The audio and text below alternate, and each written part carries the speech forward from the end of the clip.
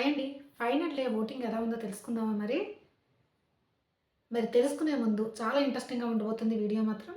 ముందు సబ్స్క్రైబ్ చేయండి. తర్వాత లైక్ చేసి వీడియో మొత్తం చూడండి. లైక్ చేస్తే వీడియో అనేది మరికొంతమందికి రీచ్ అవుతుంది. అందుకని చెప్పేసి. మీరు లైక్ కొట్టిన వెంటనే పక్కన నుంచి హైప్ బటన్ పరిగెట్టుకొని వస్తుంది. దాన్ని కూడా ఒక క్లిక్ చేసేయండి. చేశారా? చేశారని అనుకుంటున్నాను. ప్లీజ్ ఈ హెల్ప్ మాత్రం చేయండి ఇంత కష్టపడుతున్నందుకు. మరి ఓటింగ్ ఫ్రైడే కదా! Final day voting. ఈరోజు ఓటింగ్ ఎలా ఉందో మనం తెలుసుకుందాము. ఫస్ట్ ఎవరు ఉన్నారు? చాలామంది అనుకుంటున్నారు కళ్యాణ్ ఫస్ట్ ప్లేస్‌లోకి వచ్చేసాడని చెప్పేసి. కానీ లేదండి. యాక్చువల్లీ తనూజ, కళ్యాణ్ ఇద్దరిని పెడితే తనూజనే ఫస్ట్ ప్లేస్‌లో ఉన్నది. కానీ కళ్యాణ్‌కి, తనూజకి మధ్యన ఓటింగ్ డిఫరెన్స్ మాత్రం చాలా తక్కువగా ఉంది. ఎందుకంటే అదర్ కంటెస్టెంట్స్ ఎవరూ లేనప్పుడు మిగతా వాళ్ళు కళ్యాణ్‌కి ఓటు వేస్తున్నారు. అది. మిగతా వాళ్ళందరూ ఉన్నారనుకోండి కళ్యాణ్ ఓటింగ్ తక్కువగానే ఉన్నది.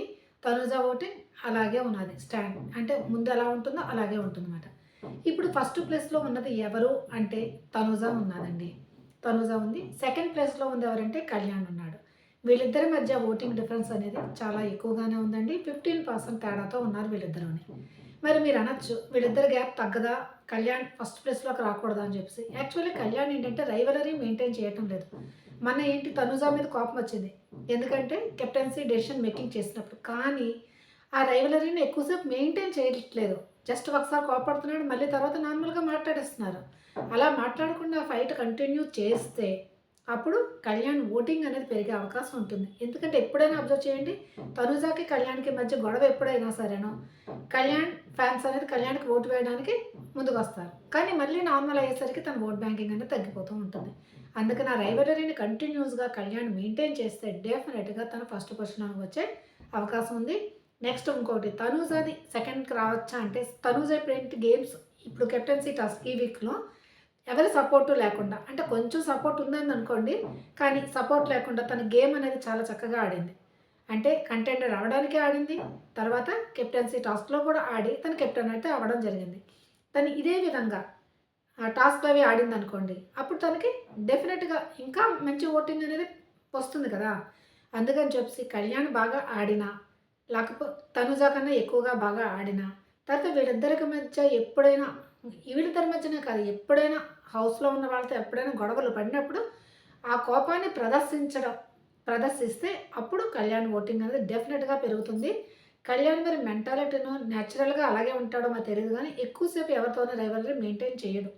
జస్ట్ ఆ టైంకి కోపమొస్తే ఆ టైం అంటే తప్పు చెప్పాడు కదా! నాగార్జున సార్ గూడాని. నాకప్పుడు కోపమొస్తే నేను అలా బిహేవ్ చేస్తాను. తర్వాత మళ్ళీ నార్మల్ అయిపోతానండి. మరి తన మెంటాలిటీ అదైతే మనం ఏం చేయలేం. తను అదే విధంగా బిహేవ్ చేశాడనుకోండి, తినెప్పుడు సెకండ్ ప్లేస్‌లోనే ఉంటాడు. ఫస్ట్ ప్లేస్‌లో తనూజనే ఉంటుంది. తనూజ గురించి ఒకటి చెప్పాలి చాలా తెలివైందండి. ఎవ్వరితోని రైవలరీ పెట్టుకోవటం లేదు. ఒకవేళ ఎవరైనా మనకి ఎగ్నెస్ట్‌గా అవుతారని తనకి కొంచెం ఐడియా వచ్చినా, మళ్ళీ వాళ్ళతో వెళ్లి నార్మల్‌గా మాట్లాడి ఫ్రెండ్‌షిప్ చేసేస్తుంది. చూడండి దివ్యతో అంత ఆర్గ్యుమెంట్స్ అయ్యాయి. అంత అయింది. కానీ తర్వాత ఏం చేసింది? దివ్యాని నామినేట్ చేయొచ్చు. కానీ నామినేట్ చేయకుండా ఇంకొకళ్ళని నామినేట్ చేసి తనతో మళ్ళీ ఫ్రెండ్‌షిప్ నవ్వుతూ మాట్లాడడం మొదలుపెట్టేసింది. తనూజ కళ్యాణ్‌కి ఆర్గ్యుమెంట్ అయింది. కానీ మళ్ళీ ఏం చేసింది తనూజ కళ్యాణ్‌తో నార్మల్‌గా మాట్లాడడమే మొదలుపెట్టింది. తను మాట్లాడేసరికి వీళ్ళు మాట్లాడతారు కదా! ఫస్ట్ స్టార్టింగ్‌లో గుర్తుందా తనూజ ఏమంటుందో? నాకు ఎవరితోనైనా ఆర్గ్యుమెంట్స్ గానీ ఏవైనా అయితే నేను తొందరగా వాళ్ళతో మాట్లాడని చెప్పింది. ఫస్ట్ వీకో, సెకండ్ వీకో చెప్పింది. ఎవరితో గొడవవుతుందంటే తనూజకి ఆహ్, ఎవరితోనో మొత్తానికి గొడవవుతుంది. వాళ్ళతో చెప్పిందలాగా. కానీ ఇప్పుడేం చేస్తుంది మరి? మరి అది మెయింటైన్ చేస్తుందా? లేదు కదా! ఎవరితో గొడవైనా నార్మల్‌గా మాట్లాడేస్తున్నది.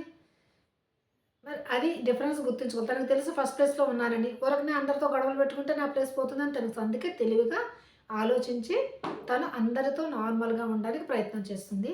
మరి ఎవరు ఫస్ట్ ప్లేస్‌లో రావాలనుకున్నారో అది తన్నే ఫాలో అవుతే అవ్వదు కదా! వాళ్ళు కొంచెం మారి గొడవలనేది కొంచెం మెయింటైన్ చేస్తే అప్పుడు కళ్యాణ్ అనేది ఫస్ట్ ప్లేస్‌లోకి వెళ్ళే ఛాన్సెస్ అయితే ఉంటాయి. లేకపోతే కంటిన్యూగా మనం ఇదే చేస్తాం. Tanuja first place, Kalyan second place. ఇప్పుడు థర్డ్ ప్లేస్‌లో ఎవరు ఉన్నారు అని అంటే ఎవరున్నారని మీరు అనుకుంటున్నారు చెప్పండి? డెమోన్ ఉన్నాడు. డెమోన్ మొన్నటిదాకా ఫిఫ్త్, సిక్స్త్ ప్లేస్‌లో ఉన్నాడు. కానీ డెమోన్ ఓటింగ్ అనేది పెరిగిందిప్పుడు. ఎందుకు పెరిగిందంటే తనకి అవకాశాలు హౌస్‌మేట్స్ ఇవ్వటం లేదు అని చెప్పి తను ప్రతిసారి అడగడం. ఈసారి తను వాయిస్ కూడా రైట్ చేశాడు. ఏమంటే నేను 7 వీక్స్ నుంచి ఖాళీగా ఉంటాను. నన్నెవరు తీసుకోవటం లేదు. అది ఇది అని చెప్పేసి మాట్లాడడం వలన కొంచెం సింపతి అనేది వర్కౌట్ అయింది డెమోకి. దానివల్ల డెమోకైతే ఓటింగ్ ఆటలు బాగా ఆడతాడు. అసలు చాలా వరకు తనకి తీసుకుపోవడానికి కారణమే, తిను తీసుకుంటే మనం ఓడిపోతామన్న భయంతోనే డెమోని తీసుకోవటం లేదు. అదే తనకి మైనస్ అయింది. బాగా ఆడతాడు అన్న ప్లస్ పాయింటే తన విషయంలో మైనస్ అయింది ఎవరు తీసుకురాకపోవడానికి. అలాగని డెమోన్‌కి అసలు అవకాశాలు రావట్లేదంటే అలాగేం కాదు. మన కంటెండర్ టాస్క్‌లో ఇచ్చారు కదా అవకాశం తనకి. ఆడాడు కదా! నిఖిల్ ప్లస్ డెమోన్ ఇద్దరూ ఆడారు. ఆ టాస్క్ గెలిచారు. నెక్స్ట్ మళ్ళీ వీళ్ళిద్దరిలో ఎవరినో ఒకరు చూజ్ చేసుకోవాలి. దివ్య ఏం చేసింది? నిఖిల్‌ని చూజ్ చేసుకుంది. మరి అవకాశం ఏదో ఫస్ట్ టైమ్ వచ్చింది. సెకండ్ టైమ్ కూడా మళ్ళీ వాళ్ళకే ఇవ్వడం అయితే జరిగింది కదా! డెమోన్‌కి అవకాశాలు లేకపోవడం అవకాశాలు వస్తున్నాయి. కానీ ఒకటి డెమోలో మైనస్ పాయింట్ ప్రతి టాస్క్ నేనే ఆడతానంటాడు. ఈవెన్ అడ్వర్టైజ్ చేయడానికి అవుతాయి. ఆ టాస్క్‌లు కూడా నేనే ఆడతానని చెప్పేసి అంటాడు. అలా కాకుండా కొన్ని టాస్క్‌లు ఎంచుకోవాలి. ఈ టాస్క్‌లు ఎడితే ఏంటా అని చెప్పేసి. మొన్న చూసారా కంటెంటెడ్ టాస్క్. దాంట్లోని ఆహ్, ఆ ఆ టాస్క్ ఇంపార్టెన్స్ నాకు.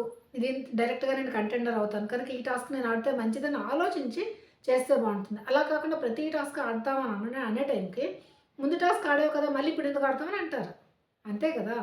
అందుకని డెమోన్ ఆలోచించి ఎక్కడ ఆడాలి అనేది తెలుసుకొని ఆ టైంలో ఆడితే ఇంకా మంచిది. ప్రతి టాస్క్ ముందులోనే అవకాశం ఇచ్చేస్తారు. ఆడేస్తాడు. మళ్ళీ నేను ఆడతానంటే ఎవరు ఒప్పుకుంటారు? అక్కడ అందరూ ఆడాలని కోరుకుంటారు కదా! అందుకని. అందుకని డిమాండ్‌కైతే ఈసారి ఓటింగ్ అయితే పెరిగిందండి డిమాండ్‌కి. నెక్స్ట్ ఫోర్త్ ప్లేస్‌లో ఉన్నది ఎవరు అనంటే రీతు అనుకుంటున్నారా? రీతు లేదండి. ఫోర్త్ ప్లేస్‌లో అయితేనా భరణి గారు ఉన్నారు. భరణి గారికి ఎలా ఓటింగ్ పడుతున్నది ఏంటనేది ఆలోచిస్తే తనూజ ఫ్యాన్సే భరణి గారికి ఓటేస్తున్నారు. ఎందుకంటే ఫస్ట్‌లో తనూజ ఏంటంటే రైవలరీ మెయింటైన్ చేస్తుంది కదా! మాట్లాడకుండా. ఆ టైంలో భరణి గారికి ఓటు పడలేదు. తర్వాత మళ్ళీ నవ్వుతూ భరణి గారు, తనూజ గారు మాట్లాడుకోవడం మొదలుపెట్టిన దగ్గర నుంచి భరణి గారికి ఓటింగ్ అయితే పడుతూ వస్తున్నది. ఆయనైతే ఫోర్త్ ప్లేస్‌లో ఉన్నారు. ఫిఫ్త్ ప్లేస్‌లో సంజన గారు ఉన్నారండి. సంజన గారిని చూస్తే పాపం ఆవిడ ఓటింగ్ అనేది తగ్గింది కొంచెం. ఫస్ట్‌లో ఏంటంటే ఫోర్త్ ప్లేస్‌లో అలా ఉండేవాళ్ళు. సారీ థర్డ్ ప్లేస్‌లో సుమన్ శెట్టి ఉన్నాడు మర్చిపోయాను. థర్డ్‌లో సుమన్ శెట్టి, ఫోర్త్‌లో డెమాను, తర్వాత ఫిఫ్త్‌లో భరణి గారున్నారు. సిక్స్త్‌లో సంజన గారున్నారన్నమాట. సుమన్ శెట్టిని మర్చిపోయాను. సుమన్ శెట్టి థర్డ్ ప్లేస్‌లో ఉన్నాడండి.